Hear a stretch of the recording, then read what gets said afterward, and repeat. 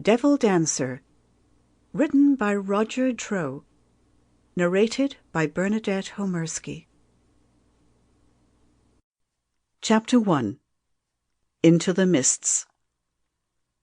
The three figures struggled to haul the improvised trolley across the scrub and rocks that covered the headland on the north coast of Isla Misterioso. The early morning mist still blanketed the island, and only the screeching of the overhead seagulls broke the silence. On the trolley was a large canvas bundle, secured firmly by ropes to the trolley's sides, and it was heavy. They paused for a moment to wipe the sweat from their brows. "How much further is it?" asked the smallest of the trio. "Just ahead," replied the tallest one, who was evidently the leader. "Over there, near the cliff's edge." They resumed their labor, heaving and pushing the trolley against the resistance of its small wheels to the spot indicated. There was a cleft in the rock. Far below, the sound of waves could be heard. "This hole is connected to the sea cave, which is submerged even at low tide," the leader added. "This cave is unknown to most people. In fact, I only discovered it by accident when one of the sheep fell down. This is ideal for the purpose," he concluded. The bundle stirred and gave a soft moan. "We'd best be quick," the third member of the trio said. Without further ado, and much sweating and cursing, they hauled the bundle to the edge of the hole. Then, after cutting the ropes, they rolled the bundle into the cleft, and it plummeted down. There was no sound from the sea cave below. Seemingly satisfied, the trio collected all of the rope ends and retraced their route across the headland. They exchanged no words between them, but walked fixedly towards the jeep, where they loaded the trolley and started the engine. All about them the world lay blanketed by the early morning mists.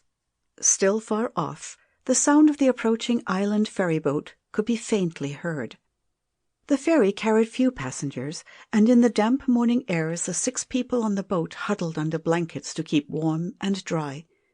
They were mostly locals, and they were returning from the mainland with essential supplies and provisions that the island's small convenience store didn't stock.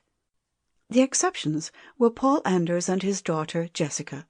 For them, this was a new beginning, and they peered eagerly into the mist for their first glimpse of Isla Misterioso.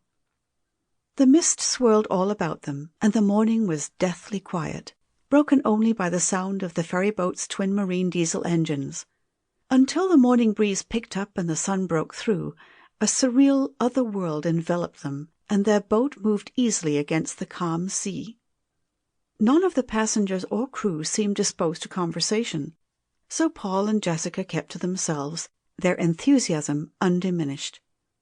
The engine slowed, and the boat moved cautiously forward now, as though the pilot sensed that land was near. The engine raced and then slowed again, as he expertly positioned the ferryboat so that it could drift into the as yet unseen mooring point. "We're almost there now," the gruff voice of the captain announced, breaking his silence. "Make sure you take all your belongings with you now." This galvanized the passengers into action, and they hastily collected their bundles, ready to disembark at the earliest opportunity. Through the mist, ghostly shapes emerged. First, the piers of the jetty appeared, and then, beyond, a small wooden building in a very dilapidated state.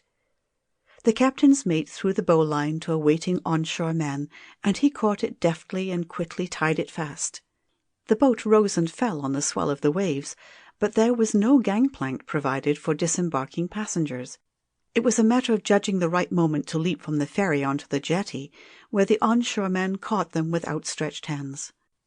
Then the crew unloaded the heavier bags and the cargo, using a small winch and cargo net. Finally, Paul and Jessica found themselves standing alone on the jetty, surrounded by their few suitcases, which comprised of all their worldly possessions. The other passengers bustled past them, intent upon their own affairs, not sharing so much as a smile with the 2 visitors. Clearly, they were not welcome. Paul looked about vainly for his friend Gary Lord. Gary was supposed to meet them. It was quite unlike Gary to be late. They settled down to wait. Half an hour passed, and there was still Sample complete. Ready to continue?